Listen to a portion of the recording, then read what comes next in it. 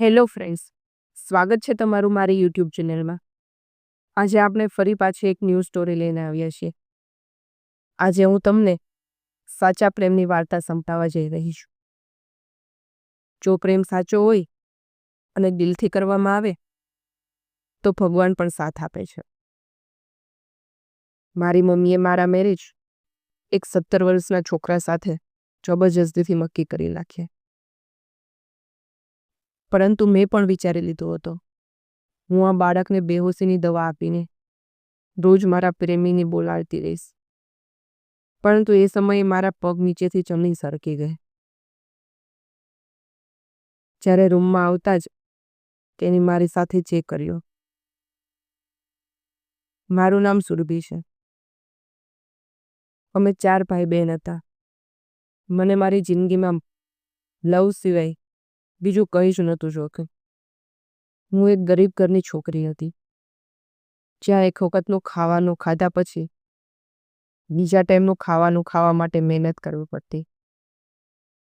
અમારું ઘર ખૂબ જ નાનું હતું. તે એકદમ તૂટેલું હતું, પરંતુ મારા પપ્પાને કોઈ કરવા નહોતો. અમારી સાથે અમારા કાકી પણ રહેતા હતા. મારી મા અને કાકી વચ્ચે દરરોજ ઝઘડા થતા રહેતા. ક્યારેક મારી મા અને કાકીનું એકબીજા સાથે બન્યું જ નહીં કે ના અમારા ભાઈ બહેનોમાં કાકીના બાળકો સાથે પણ. મારી મોટી બહેનની લગ્નની ઉંમર થઈ હતી. તેની માટે સંબંધો તો આવતા હતા, પણ બધા લોકોને બહુ દહેજ જોઈતું હતું. અમે ગરીબ લોકો હતા એટલે અમારી પાસે આપવા માટે કંઈ જ નહોતું. મેં મારી માને કહ્યું, તારે શું જરૂર છે મોટા ઘરમાં દીદીનો સંબંધ નક્કી કરવાની? તું કોઈ આપણી જેવા જ ઘરમાં તેના મેરેજ નક્કી કરી નાખ. પરંતુ મારી માનું કહેવું હતું, જો તે મારી બહેનના મેરેજ મોટા ઘરમાં કરશે તો ત્યાં તેમની પુત્રીઓ ખુશ રહેશે. તેમને કોઈ પણ વાત માટે વિચારવું નહીં પડે. મારી માં કહેતી હતી, મેં મારી લાઈફમાં પોતાની બધી ઈચ્છાને મારી નાખી, પરંતુ મારી પુત્રીઓ સાથે આવું નહીં થવા દો. હું હજી ભણી રહી હતી અને સાથે અમુક બાળકોનું ટ્યુશન પણ લેતી હતી. એ જ વખત મને એક છોકરા સાથે લવ થઈ ગયો. તે મારા ઘરમાં માગું લઈને આવી ગઈ, પરંતુ મારી માએ તેને ના પાડી દીધી. મેં ઘણી ટ્રાય કરી મારા પરિવારને સમજાવવાની, પણ તેને મને ધમકીઓ આપવાનું શરૂ કરી દીધું. મજબૂર થઈને મેં તે છોકરાને કહ્યું, જેને હું લવ કરતી હતી, કે આપણે ભાગીને લગ્ન કરી લે.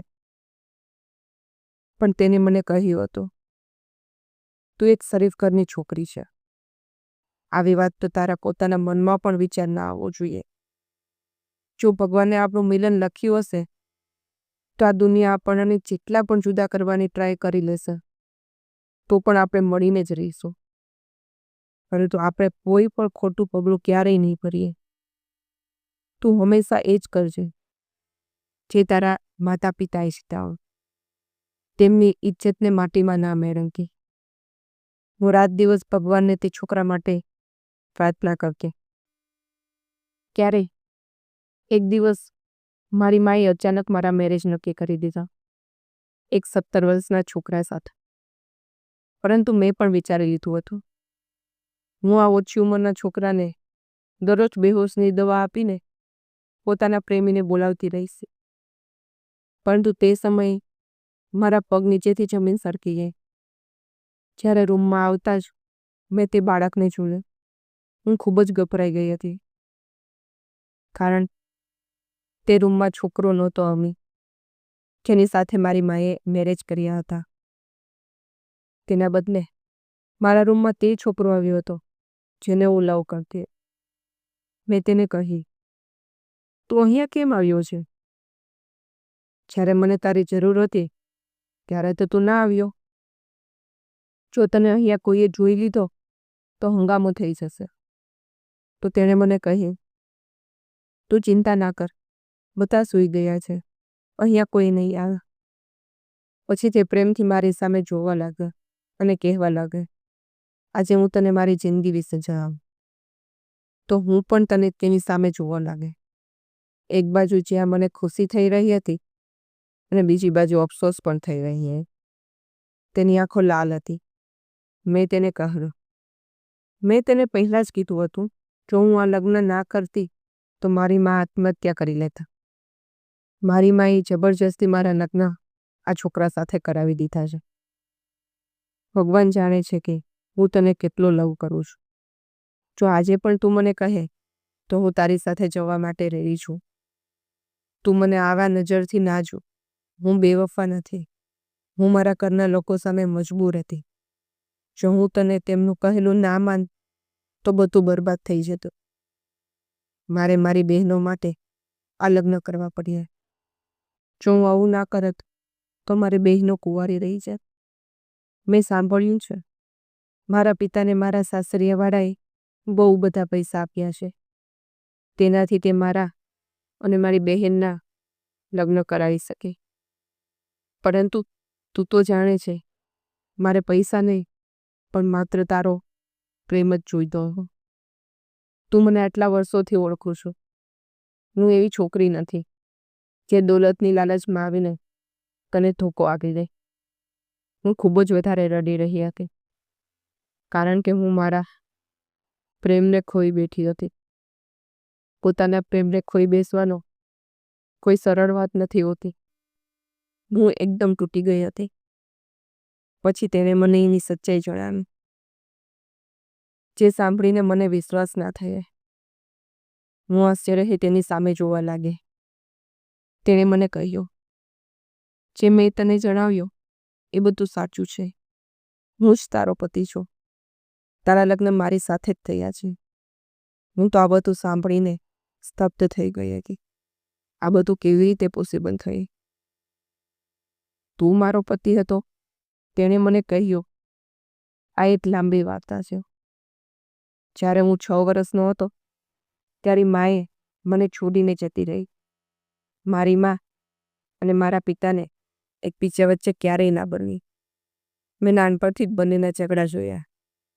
હું પોતાની મા માટે ખૂબ રડતો, તેને ખૂબ યાદ કરતો, પરંતુ તેને મારી કોઈ ચિંતા જ ન હતી. પપ્પા મને કહેતા, તારી માને તારી કોઈ ચિંતા નથી. તું તેના માટે રડવાનું બંધ કર. જો તેને તારી જરૂર હોત તો ક્યારની આવી ગઈ હોત. થોડા સમય પછી માએ પપ્પા પાસેથી છૂટાછેડા લઈ લીધા. હંમેશ માટે મને છોડીને જતી રહી. માએ એકવાર પણ મને પોતાની સાથે લઈ જવા માટે ન પડ્યો.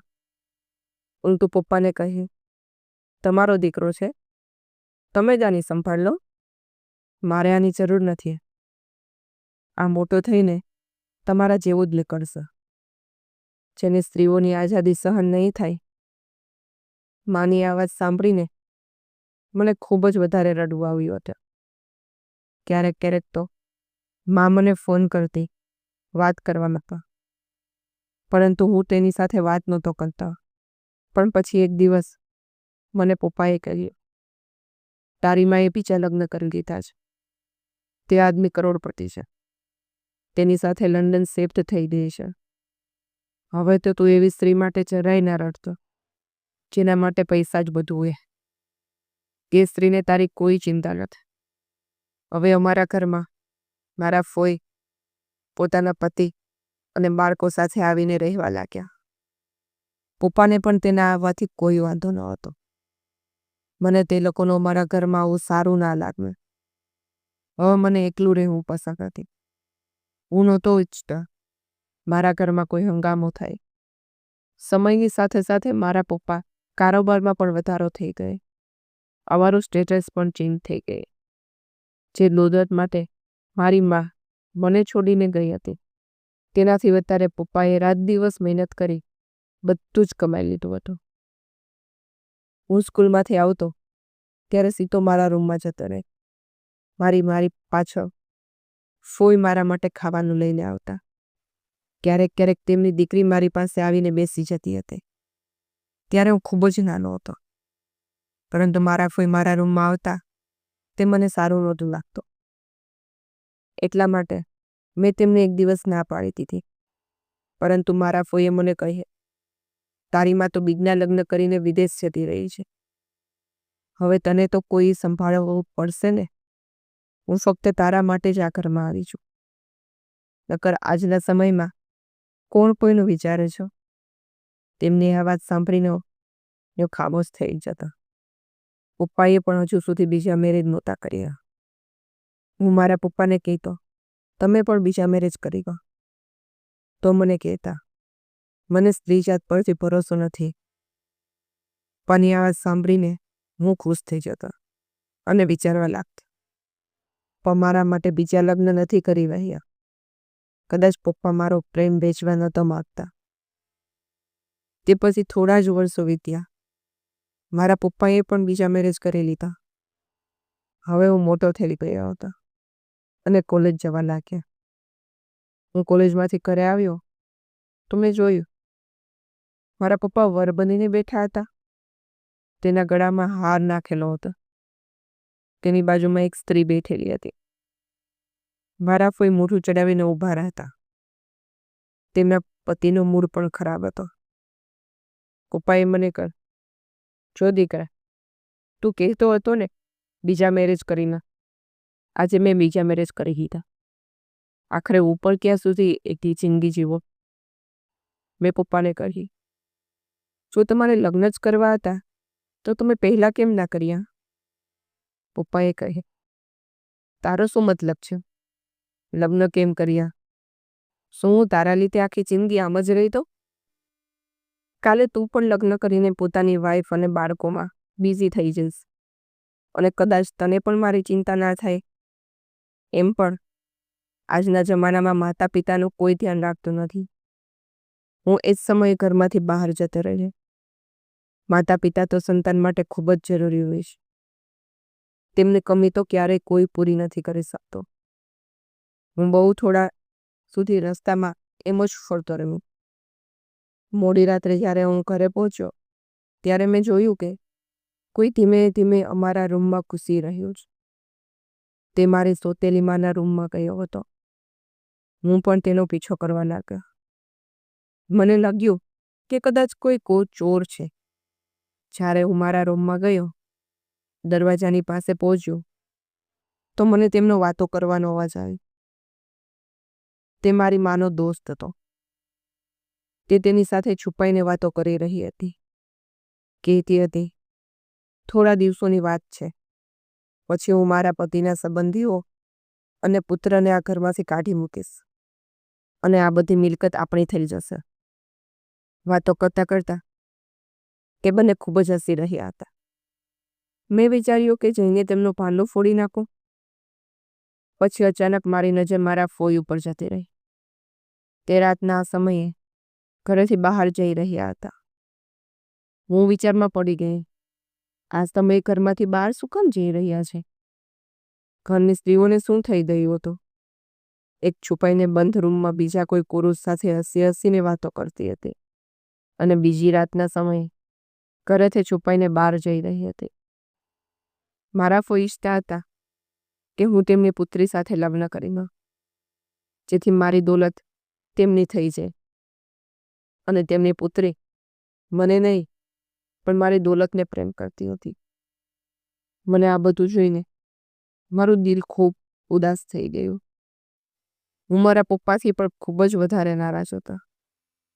એક તો તેમણે આ એજમાં મેરેજ કરી દીધા હતા અને મેરેજ પણ એવી સ્ત્રી સાથે કર્યા જે તેમને લાયક પણ નહોતી. મેં રાતની બધી વાત પપ્પાને જણાવી તો તેને મારી ઉપર વિશ્વાસ ના કર્યો. મને કહી, એ બધી સ્ત્રી તારી મા જેવી નથી હોતી. આ વાત ઉપર મને ખૂબ જ વધારે ગુસ્સો આવ્યો. મેં તેમને કહી, તમે કેમ દર વખતે મારી મા કરતા રહો છો? મેં પોતે તેને પોતાની મા નથી બનાવી. તમે પોતે તમારી મરજીથી તે સ્ત્રી સાથે લગ્ન કર્યા અને તે સ્ત્રી માટે પરિવારના બધા લોકોને છોડી દીધા. હવે તો તમે પણ બીજા મેરેજ કરી દીધા છો. બંને જણા પોતાની જિંદગીમાં આગળ વધી ચૂક્યા છો.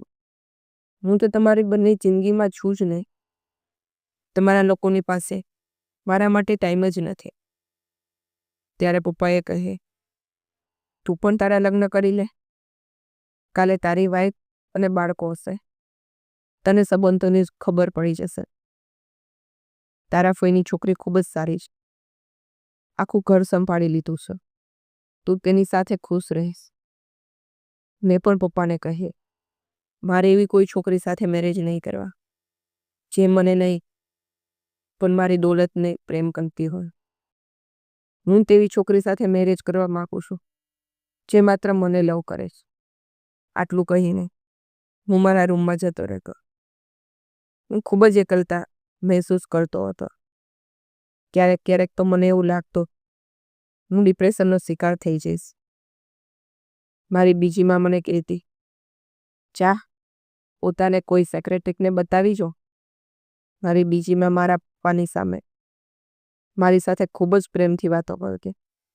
મારી સંગીમાં પણ પોતાના બાળકોમાં વ્યસ્ત હતી. કોઈ તો તે પણ ફોન નહોતી કરતી. મારા પપ્પા મારો સંબંધ પોતાના ફ્રેન્ડની છોકરી સાથે નક્કી કરી દીધો. તે લોકો મારા ઘરની બહાર આંગણામાં બેઠા હતા. એ જ વખતે મારા ફોઈની છોકરી મારા રૂમમાં આવી અને મને કહેવા લાગે, હું તને ખૂબ લવ કરું છું. જો મારા મેરેજ તારી સાથે ના થયા તો હું મરી જઈશ. પ્લીઝ મારી સાથે મેરેજ કરી લે.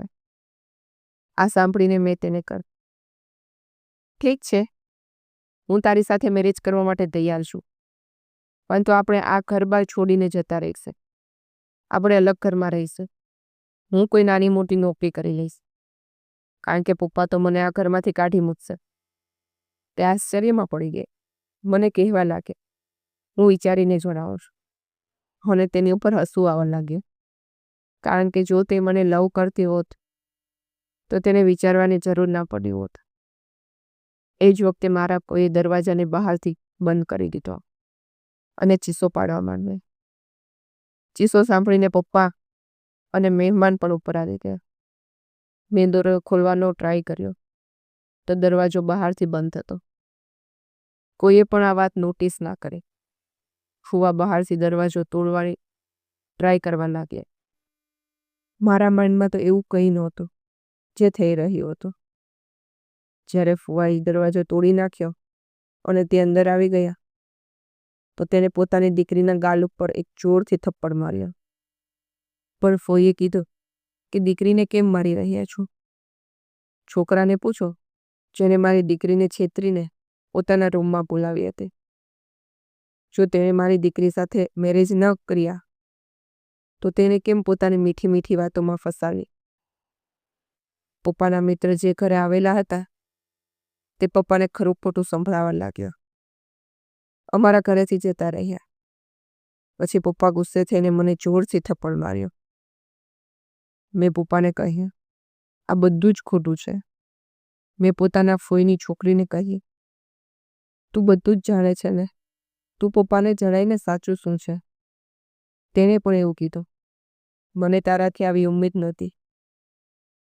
તે મને પહેલા પ્રેમનું વચન આપી અને હવે ઇગ્નોર કરી રહ્યો છે. તે મને પોતે જ રૂમમાં બોલાવીને દરવાજો બંધ કરી નાખી. તેને પપ્પાને કહ્યું, હું તમારા છોકરાના બાળકની મા બનવાની છું, પરંતુ આ મને કહે છે હોસ્પિટલ જઈને આ બાળક પડાવી દો. આટલે કહું તે જોર જોરથી રડવા લાગ્યો. હું પપ્પાને વારે ઘડીએ કહેતો, આ બધું સાચું નથી, પરંતુ તે મારી વાત ઉપર વિશ્વાસ જ નહોતા આવતો. મને ખરું ખોટું સંભળાવી રહ્યા હતા. કહેતા હતા, મેં તારો ઉછેર આવો નહોતો કર્યો. ત્યારે મારા ફુવા કહેવા લાગ્યા, અત્યારે જ તારા પુત્રના લગ્નને મારી પુત્રી સાથે કરાવી દે, નકર હું કોઈને મોઢું બતાવવા લાયક નહીં રહું. પપ્પાએ કોઈની કોઈ વાત ના સાંભળી. મને ધક્કા મારીને ઘરમાંથી કાઢવા લાગ્યા. તેને મારી આંખોમાં સચ્ચાઈ નહોતી દેખાતી. જ્યારે તે મને ખૂબ સારી રીતે જાણતા હતા કે મને સ્ત્રીઓથી કેટલી નફરત છે. હું તો હમણાં મેરેજ પણ નહોતું કરવા માંગતા. પપ્પા જીદ કરતા હતા તો પણ મેં એમ કહ્યું, હું તે છોકરી સાથે જ મેરેજ કરીશ જે માત્ર ને માત્ર મને લવ કરતી. મારી દોલત બને. તે રાત્રે હું ખાલી હાથે પોતાના ઘરમાંથી હંમેશ માટે નીકળી ગયો. મને નહોતી ખબર મારે ક્યાં જવું છે. મારા તો કોઈ ફ્રેન્ડ્સ પણ નહોતા જેની પાસે હું જતો રહ્યો. થાકીને હું ત્યાં જ રસ્તામાં બેસી ગઈ અને વિચારવા લાગી, ખબર નહીં ભગવાને મારા નસીબમાં શું લખ્યું છે. મને મારા પપ્પા આવી રીતે બદલાયેલું વર્તન જોઈને ખૂબ જ અફસોસ થયો. હું મારા પપ્પાને ખૂબ જ પ્રેમ કરતો હતો, પણ તેને મારી વાતનો વિશ્વાસ ના કર્યો. પોતાના સગા પુત્રને ઘરમાંથી ધક્કા મારીને કાઢી મૂક્યો. હું ગુસ્સામાં ઘરેથી એમ જ આવી ગયો હતો. મારી પાસે પૈસા પણ નહોતા. હું ત્યાં જ રોડની બાજુમાં એક બાકડા ઉપર સૂઈ ગયો. સવારે ટ્રાફિકના અવાજથી મારી આંખ ખુલી. મેં જોયું બાળકો પોતાની મા સાથે સ્કૂલે જઈ રહ્યા હતા. હું વિચારવા લાગ્યો, મારી મા આવી રીતે મને સ્કૂલે મૂકવા જતી હશે, પરંતુ મારી મા તો મને ખૂબ જ નાની ઉંમરમાં છોડીને જતી રહી હતી. મને નાનપણથી જ પોતાની માનો પ્રેમ નહોતો મળ્યો. કાશ મારી મા મને આવી રીતે સ્કૂલે મૂકવા આવતી, મારી પાછળ પાછળ દોડતી. આ બધું વિચારીને મારી આંખમાં આંસુ આવી ગઈ. અચાનક જ મેં આજુબાજુમાં જોયું. હું મારા ઘરથી ખૂબ જ દૂર નીકળી ગયો હતો. હું મારી સાથે કાંઈ પણ લઈ નહોતો આવ્યો. મારો મોબાઈલ પણ ઘરે જ રહી ગયો હતો. મેં જોઈ તો મારા ગળામાં ચેન હતો સોનાની. તેને વેચીને હું એક હોટલમાં ખાવાનું ખાવા જતો રહ્યો. ખાવાનું ખાધા પછી જ્યારે મેં ખિસ્સામાંથી પૈસા કાઢવા હાથ નાખ્યો તો મારા ખિસ્સામાં પૈસા નહોતા. મેં પોતે મારા ખિસ્સામાં પૈસા મૂક્યા હતા. વેઇટર મને ધ્યાનથી જોઈ રહ્યો હતો. મને ત્યાં બધા લોકોની સામે ખૂબ જ અપમાન મહેસૂસ થઈ રહ્યો હતો. ત્યારે મારો અવાજ સાંભળીને એક છોકરી આવી. તેણે મારા પૈસા આપી દીધા. હું તે વેઇટરને કહી રહ્યો હતો, મારા પૈસા ચોરી થઈ ગયા, પરંતુ તે મારી વાત માનવા તૈયાર જ નહોતો. તે છોકરી મારું બિલ આપીને જવા લાગી. હું પણ તેની પાછળ પાછળ ગઈ. તે છોકરીને પૂછ્યું, મારા પૈસા કેમ આપ્યા? તેને કહ્યું, માનવતા ખાતર આપ્યા. મને તું એક શરીફ ઘરનો છોકરો લાગ્યો, એટલા માટે મેં તારા પૈસા આપી દીધા. મેં તે છોકરીને કહી, તું મને તારો નંબર આપી દે, હું તને તારા પૈસા જલ્દી પાછા આપી દઈશ. પરંતુ તેને કહી, મેં માનવતા ખાતર તારી મદદ કરી છે, એટલે મને મારા પૈસા પાછા નહીં જ. એમ પણ આજે મને મારો પહેલો પગાર મળ્યો છે, એટલે હું મારું પસંદગીનું ખાવાનું ખાવા માંગતી હતી. તને શું ખબર, મહેનતથી પૈસા કમાવા આસાન નથી હોતા. તેણે મને તેનો નંબર ના આપ્યો અને ત્યાંથી જતી રહી. હું 2-4 દિવસ સુધી આમ જ રસ્તા પર આમ તેમ ફરતો રહ્યો. થોડા દિવસો પછી બીજી વાર તે છોકરી મને ફરીથી મળી. મેં તેને કહી, હું તારા પૈસા પાછા આપી દઈશ, કારણ કે મને એક દુકાનમાં નોકરી મળી ગઈ છે. પરંતુ તેને મને કહી, મારે પૈસાની જરૂર નથી. મને તે છોકરી ખૂબ જ સારી લાગવા માંડી. મેં વિચારી લીધું, જો હું મેરેજ કરીશ તો તે છોકરી સાથે જ કરીશ. હું તેનો પીછો કરવા લાગ્યો. તે છોકરી એક મહોલ્લામાં રહેતી હતી.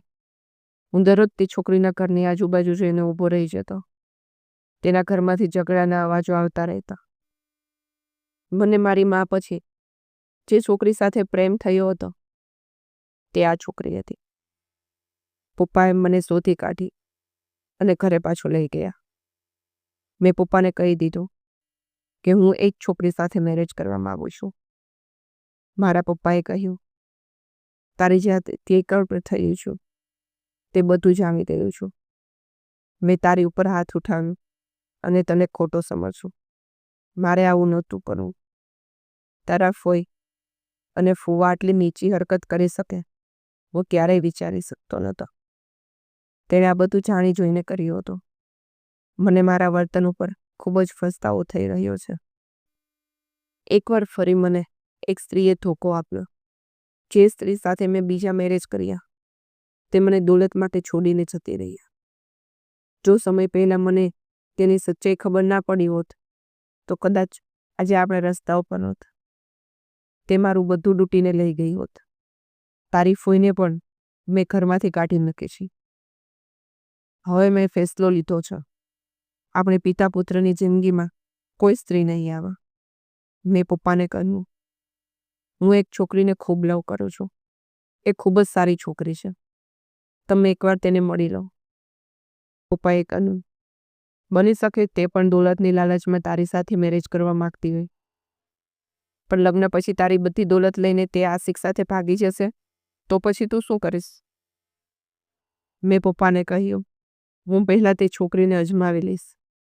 ત્યાર પછી જ તેની સાથે મેરેજ કરીશ.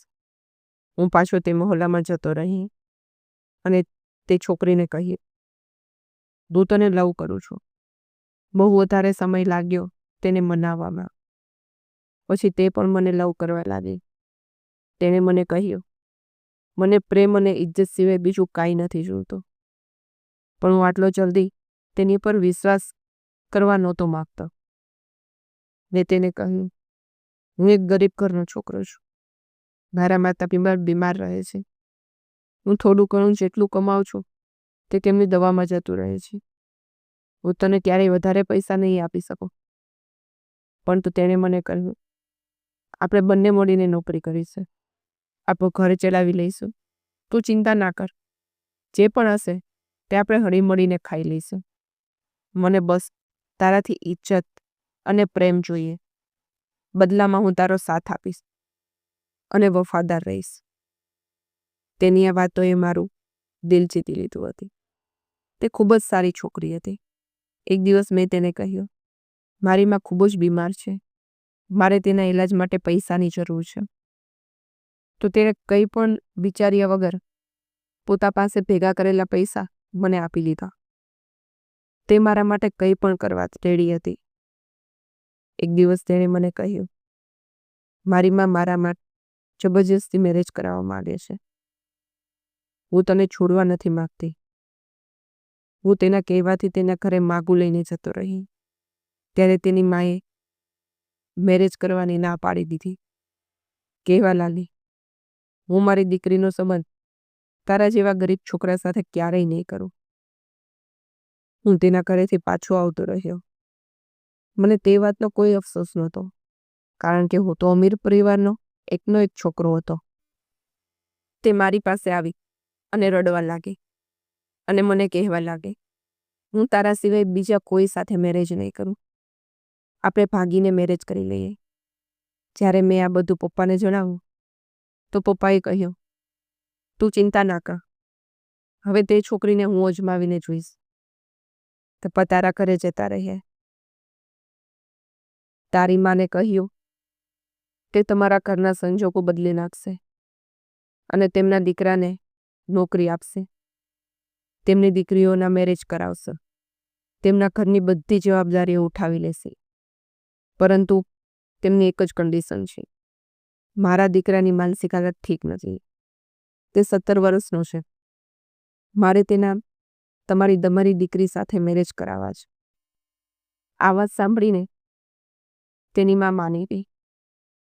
મને ખૂબ જ અફસોસ થયો જ્યારે પપ્પાએ મને ઘરે આવીને જણાવ્યું કે તે છોકરી એ દોલતની લાલચમાં આવીને મેરેજ માટે હા પાડી દીધી. પછી કહ્યું, બેટા, પ્રેમથી ક્યારેય કોઈનું પેટ નથી ભરાતું. તે દિવસે હું બીજી વાર રોયો. પહેલા પોતાની મા માટે અને બીજી વાર હું જે છોકરીને લવ કરતો હતો તે માટે. થોડા દિવસો પછી તું મને મળવા આવી. હું મારા ઘરની બહાર ઊભો હતો, પરંતુ તું નહોતી જાણતી કે આ મારું ઘર છે, કારણ કે મેં તને કહી દીધું હતું કે હું આ ઘરમાં નોકરી કરું છું. તે મને કહીએ, આપણે ભાગીને મેરેજ કરી લઈએ. મારી માં દોલતની લાલચમાં મારા એક 17 વર્ષના છોકરા સાથે મેરેજ કરી રહી છે. મારે દોલત નથી જોઈતી, નથી મોટું ઘર જોઈતું. મને તો માત્ર તારો લવ જોઈએ. શું તું મારી સાથે ભાગવામાં સાથ આપીશ? તારી વાત સાંભળીને હું ખૂબ જ ખુશ થઈ. પપ્પાએ પણ આપણી બધી વાતો સાંભળી લીધી હતી. હું તે દિવસે આવી ના શક્યો. તે મજબૂરીમાં તે છોકરા સાથે લગ્ન કરી લીધા. તો મને ફોન કરતી રહી, મેસેજ કરતી રહી. હું તને સરપ્રાઈઝ દેવા માંગતો હતો. તારી સાથે મને પહેલીવાર લવ થયો હતો. તારા લગ્ન મારી સાથે જ થયા છે. અહીંયા મારા ઘરમાં તને બધું જ મળશે. ક્યારે પણ કોઈ વસ્તુની પરેશાની નહીં થાય. તું ક્યારેય પણ મારી સાથે બેવફાઈ ના કરતી, મને છોડીને ના જતી. મારો પતિ મારો હાથ પકડીને આ બધી વાતો કહી રહ્યો હતો. તેની આંખમાં આંસુ હતા. હું મારા નસીબ ઉપર હેરાન હતી, જાણે હું કોઈ સ્વપ્ન જોઈ રહી હોઉં. ખૂબ જ વધારે ખુશ હતી. હું ભગવાનને ધન્યવાદ આપી રહી હતી, જેણે મને આટલું બધું આપી દીધી. મેં મારા પ્રેમને પામી લીધો હતો. મારી બહેનો લગ્ન પણ સારી જગ્યાએ થઈ ગયા. મારા ભાઈની નોકરી લાગી ગઈ હતી. મારી માં બહુ ખુશ હતી. મારા લગ્નને હવે 4 વર્ષ થઈ ગયા હતા. અમારા 2 બાળકો હતા. હું મારા પરિવારના લોકો સાથે એક ખુશહાલ જિંદગી જીવી રહી હતી. દોલત બધું નથી હોતી. જિંદગી જીવવા માટે લવની જરૂર હોય છે. એક સારો લાઈફ પાર્ટનર મળવો એ પણ નસીબની વાત હોય છે. જે લોકો સાચા લવને છોડી દોલત પાછળ ભાગે છે, તેમને દોલત તો મળી જાય છે, પરંતુ કોઈ પ્રેમ કરવાવાળું નહીં મળતું. દોલતને છોડીને પ્રેમની કદર કરતા શીખો.